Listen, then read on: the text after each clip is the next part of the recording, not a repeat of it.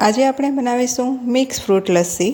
ઉનાળામાં આપણને શાક રોટલી ખાવાનું ઓછું મન થાય છે, ત્યારે જો આ રીતની ફ્રૂટ લસ્સીનો એક ગ્લાસ મળી જાય તો શરીરને પણ ઠંડક મળી રહે અને પેટ પણ આપણું ભરાઈ જાય એવી આ રેસીપી છે।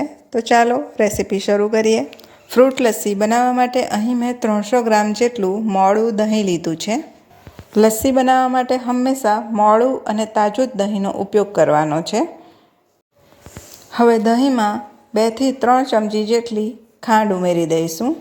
ખાંડ તમે તમારા ટેસ્ટ એકોર્ડિંગ વધતી ઓછી કરી શકો છો। આ લસ્સી તમે વધુ હેલ્ધી બનાવવા માંગતા હો અને ખાંડ ન ઉમેરવા માંગતા હો તો એની જગ્યાએ તમે મધ પણ ઉમેરી શકો છો। લસ્સી બનાવવા માટે દહીં તમે ઘરે જ જમાવીને તૈયાર કરી શકો છો। આગળ આપણે ચેનલમાં બતાવ્યું છે કે તમે ઘરે ઘાટું દહીં કેવી રીતે જમાવી શકો છો।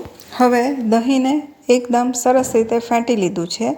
ખાંડ પણ એમાં સરસ રીતે મિક્સ થઈ ગઈ છે। લસ્સી માટે આપણે જ્યારે દહીં ફેંટીને તૈયાર કરીએ છીએ ત્યારે ચમચીની મદદથી આ રીતે ચેક કરી લેવાનું। ચમચીની ઉપર નાના નાના કણ ન દેખાવા જોઈએ।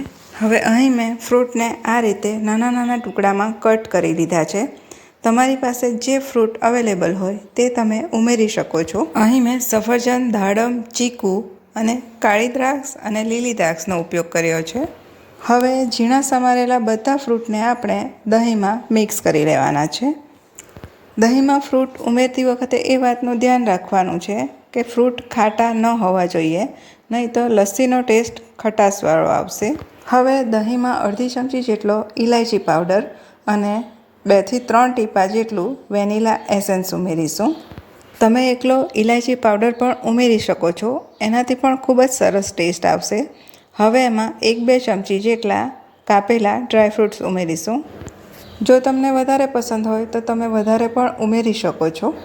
હવે બધા ફ્રૂટને આપણે સારી રીતે મિક્સ કરી લેવાનું છે। હવે ફ્રૂટ્સને સારી રીતે મિક્સ કરી લીધા છે।